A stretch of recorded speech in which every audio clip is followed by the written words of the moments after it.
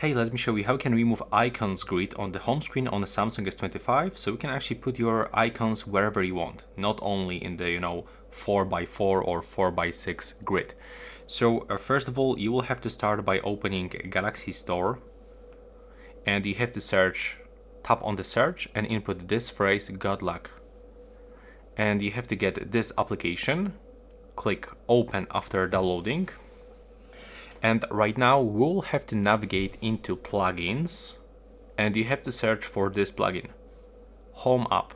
You have to get it on your S25, and when you download it, you will have to go into home screen. By the way, turn on this one and this one. Now you have to go into DUI home screen, and then, as you can see, we have to enable this one, and thanks to this, we can, apply this icons wherever we want. So that's how it actually looks. We don't have grid anymore. And for widgets, probably it's not working. Let's find out. Okay, it's even working for widgets. That's super cool. So yeah, that's how it actually looks. You can also apply this for your folders.